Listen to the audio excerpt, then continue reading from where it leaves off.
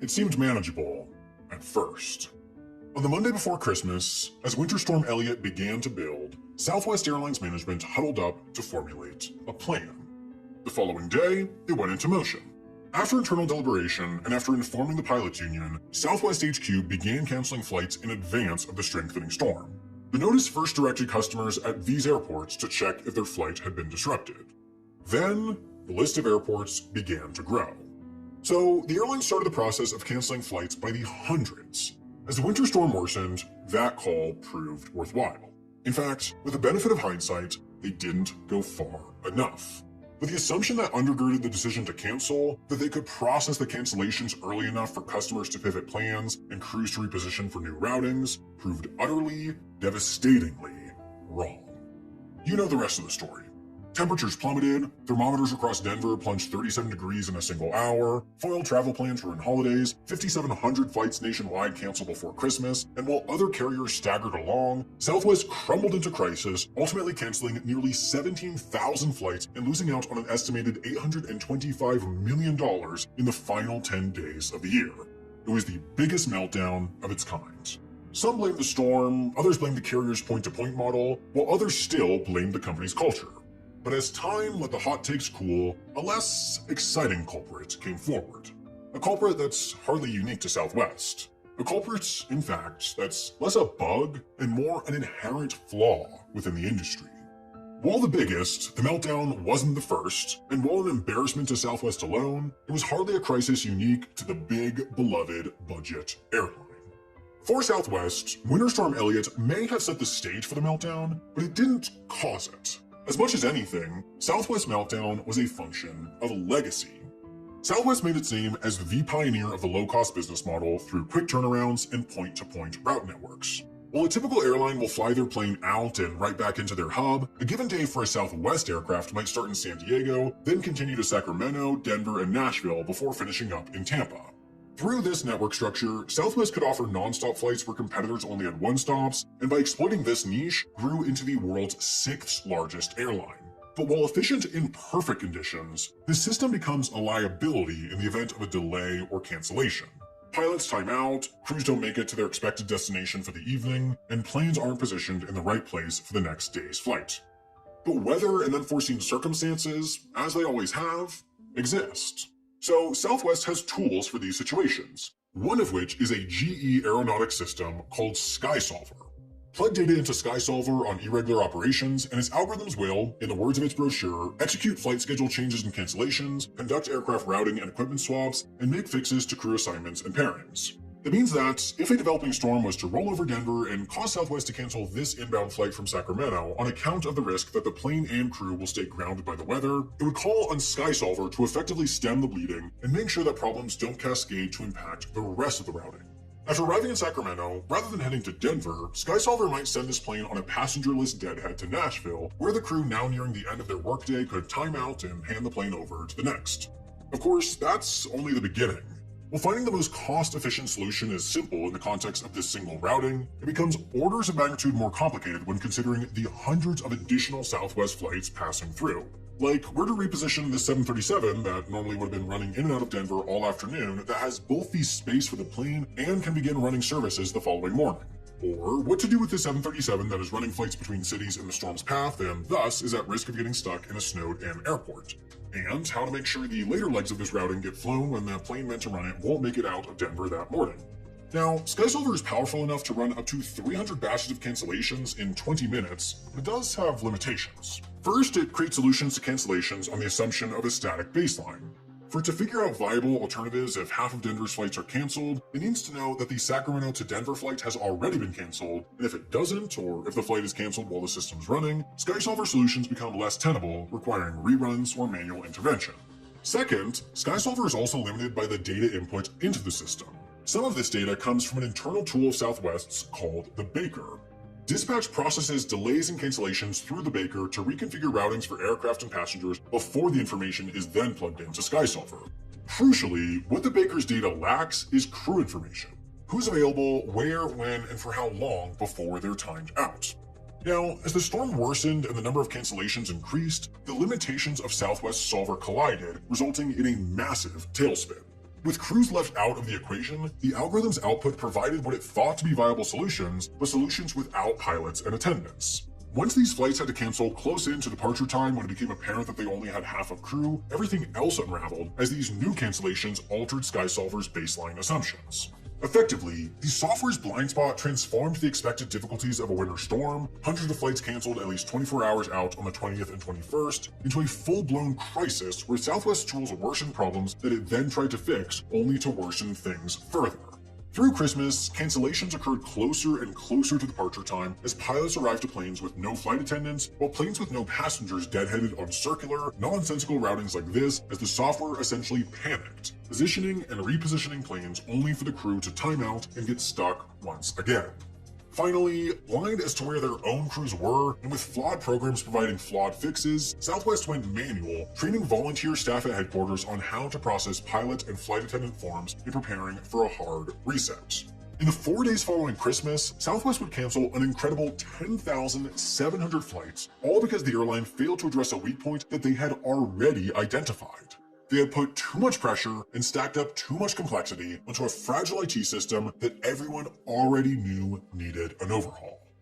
And yet, as the calendar flipped, as Southwest began to stabilize, and as more detailed reporting on the meltdown began to emerge, a new meltdown stole the spotlight. Now it was the FAA that issued a nationwide ground stop. For 90 minutes, no commercial flights took off, and for the first time since 9/11, American commercial aviation came to a complete standstill. All because a single software update went sideways, leading to important pre-flight safety communications having to be relayed manually until they could simply no longer keep up with the morning rush of flights. And the cycle began again. Upset customers, outraged press, and promises that the old technology that everyone knew would fail would be looked into. And this pattern didn't start with Southwest either. IT meltdowns hit British Airways in 2017, then in 2019, then again in 2022. They forced Delta to cancel thousands of flights in 2016 and 2017. They pushed American Airlines to cancel over 1,000 regional flights in 2018.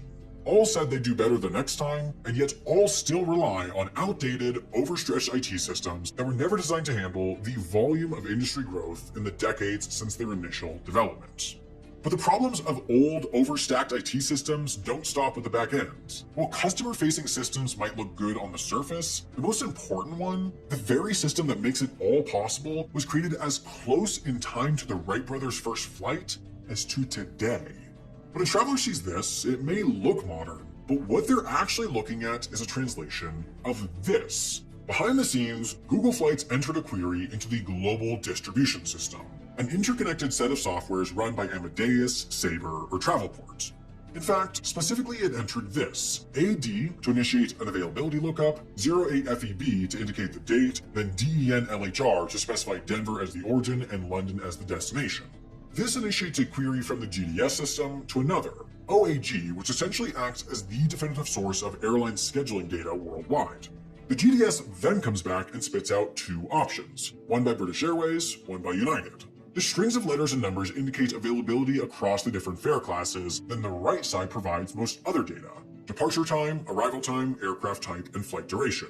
But the fare data is still missing. For that, Google Flights needs to pick a flight, pick a fare class, then enter another query for its price. But the GDS doesn't have that data itself. It seeks the answer from the Airline Tariff Publishing Company, which, similarly to the OAG with scheduling, is the one-stop shop for pricing data used by essentially every major airline globally.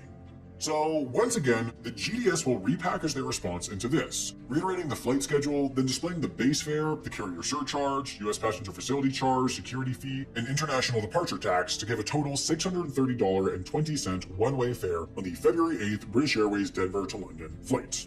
This entire process is repeated for the United option, which gives Google Flights all the information necessary to populate this screen. But next up is booking, and that's even more involved.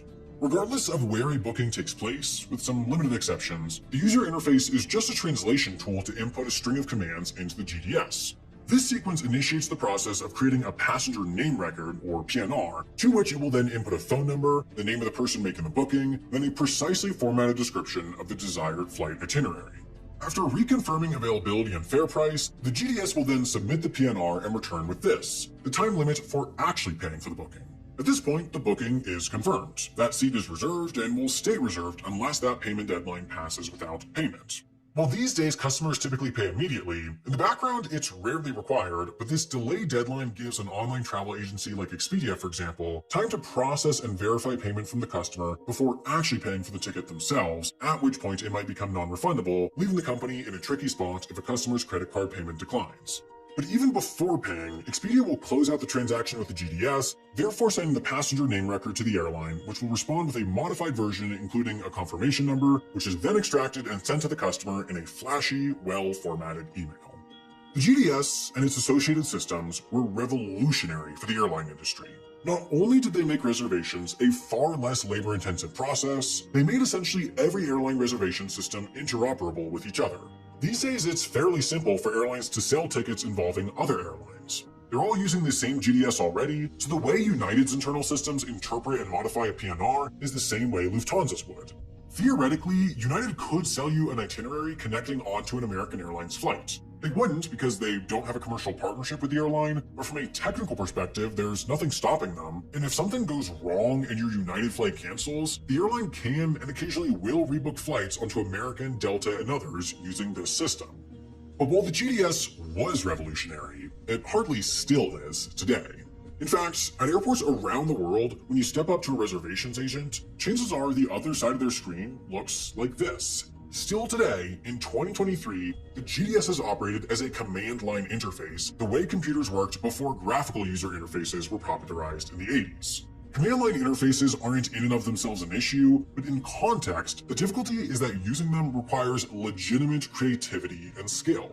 Let's say, for example, a customer is here in Denver, headed to Zurich, and their 1:40 p.m. flight to Chicago to connect onto the 7:10 overnight to Zurich just canceled, meaning they won't make their connection.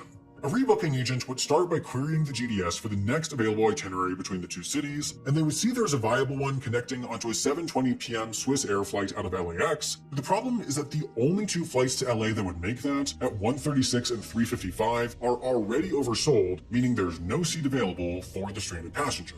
So, according to the GDS, it's impossible to get that passenger on their way to Zurich until the next day. But just because the GDS says it's impossible doesn't mean it actually is. For example, an experienced rebooking agent would know that United also flies to John Wayne Airport in Orange County, about an hour's drive from LAX, so if desperate, the passenger could fly to there, take a taxi to LAX, then make their overnight flight to Switzerland. The GDS can't offer this as an option because it's not one that the airline would sell, so it's not in the system. But with this knowledge, an agent could individually book seats for each leg, then string them together into an itinerary in the PNR. The GDS also would know that United's 11:45 a.m. LAX-bound flight was delayed until 1:30, meaning this passenger could still take that and make the connection. It also wouldn't suggest taking American's 4:10 p.m. flight to LAX as an option because Swiss Air and American don't typically ticket together, but in this exceptional circumstance, United could buy the stranded passenger a ticket on American through the GDS to continue their journey on Swiss. And this is only the tip of the iceberg. There are endless tricks to working with the GDS to solve problems, but experience is needed to know the right technique. The horrible truth this presents for both passengers and airlines is that constantly, passengers are getting stranded when they don't have to be. It's down to the luck of the draw. Is the rebooking agent you're walking up to one that's worked there for 30 years and knows the GDS like the back of their hand? Or have they just finished the limited required training to complete those simplest tasks? For passengers, this increases the frequency of getting stranded on the road, and for airlines, this increases the cost borne from issuing meal vouchers, booking accommodation, and paying for delay compensation when passengers don't get to their destination on time. And the limitations of the GDS not only create additional costs, but also prevent potential revenue. For example, Air New Zealand developed an innovative product where 3 successive economy class seats can be transformed into a short, lie-flat bed called Sky Couch. That means that those seats can be sold individually, as usual, or as a set of 3 to 1 or 2 passengers.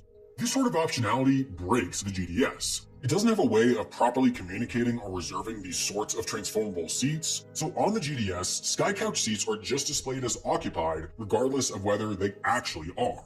In order to book them, one has to go directly to the Air New Zealand website. For the airline, this leaves plenty of potential revenue on the table. For example, a huge portion of the airline's traffic is ticketed through United, since United is a major partner that feeds inbound traffic from across the US to Air New Zealand's long-haul flights out of LA, San Francisco, Houston, and Chicago. Those passengers can book and check in exclusively with United, meaning they would never have even had the chance to pay Air New Zealand for a sky couch, and it's the same with passengers who booked through other airlines or online travel agencies. Airlines have been complaining about the GDS system for decades, and so there are an increasing number of technical solutions and workarounds to the GDS's constraints, but even those have their problems. For example, IATA introduced the new distribution capability standard, which allows for more complex back-end communication. But rather than serving as the solution to the GDS's shortcomings, it more so demonstrates what's truly at the root of the problem. 162 airlines, travel agencies, system providers, and others are certified by IATA as having properly integrated this new standard into their systems, or at least part of it. The core functions have pretty good uptake. For example, 156 of those have incorporated the NDC standard that allows for shopping for flights. But then you get to the more novel functions. SHPAN2 is a standard that allows for the sale of increasingly common unbundled ancillaries like in-flight Wi-Fi, lounge access, priority boarding, and more, meaning that, theoretically, it allows someone booking through Expedia to buy that in-flight Wi-Fi right in their checkout flow. But only 51 of the 162 are certified on this capability. And then you get into the really specialized stuff. NDC has enabled airlines to have interoperable dynamic pricing systems, meaning rather than working with the constraints of the GDS and ATPCO, which only allow for price updates a certain number of times per day, each fare would be customized for each individual consumer based on an algorithm's estimation of their price sensitivity. But to date, not a single airline is certified on this already existing revenue-generating standard.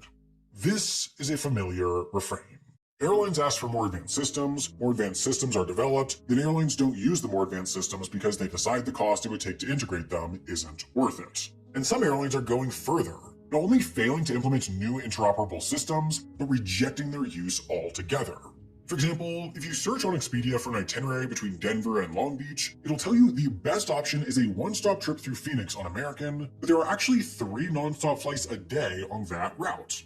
The problem, though, is that they're Southwest flights, and with limited exception, Southwest does not allow for booking through the GDS, meaning Expedia has no way to book a customer a ticket on the airline.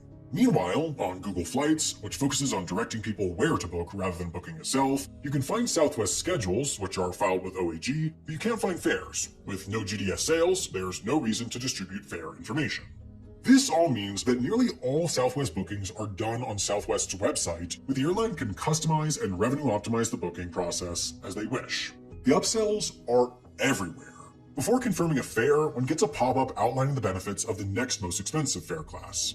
On the following screens, there's the same upsell again, an offer for a $200 credit in return for signing up for their credit card, and an option to pay for early check-in, guaranteeing one of the best boarding positions. These upsells matter. In 2021, ancillary fees made up more than $4 billion in revenue for Southwest, and that ancillary revenue is raised when customers book directly and are offered all the upsells. And in addition to increased revenue, direct booking costs less. No paying for developers to integrate their systems with others, no paying GDS fees, no paying commissions to Expedia and others. Following Southwest's lead, GDS non-participation by budget airlines is downright common these days, and the full-service network carriers are increasingly working around it to strike up direct business and system relationships with major sales channels and partners. But this is fragmenting the industry. Airlines are innovating, which is exactly what the industry should be doing, but through this individual innovation are losing the collective interoperability that has led to the globally seamless travel experience that customers have come to expect. It's almost analogous to a reverse tragedy of the commons. Each individual node in the system would grow their revenue by investing in better interoperable systems, but only if every other node did too. If only one node invests, they'll spend money to create interoperability, but still lack partners to interoperate with, meaning no revenue impact and a negative cost impact. So, in this context, each node is actually incentivized to reduce interoperability to push consumers towards their own systems, which are better designed to increase per customer revenue than the interoperable ones. It's a strategic stalemate. And this can explain the broader issue as well. There's a strategic IT stalemate.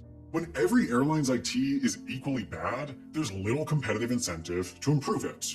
Why invest to improve to a level that the public doesn't even know is possible? Globally, the airline industry has just settled on a culture of good enough.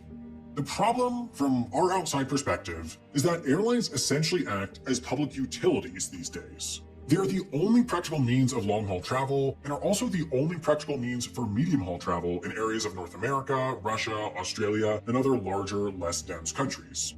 When airlines slow down, people slow down, and therefore economies slow down. The US recognizes this fact by subsidizing the construction and maintenance of airports, and even more strongly by subsidizing airlines to fly to rural and remote communities, under the thesis that a lack of air travel options would hold back their economies. And countries also recognize this preemptively, historically treating the earliest airlines as government services and running them as state-owned enterprises. But in the century since, the trend has been thoroughly towards privatization, meaning the only real obligation is to the shareholder. So this is one of those all too common scenarios where there is a stark difference between what's good for the shareholder and what's good for the world. Therefore, it's pretty simple. Regulators need to decide whether airlines' IT antiquity is a problem for the public, and if so, do something.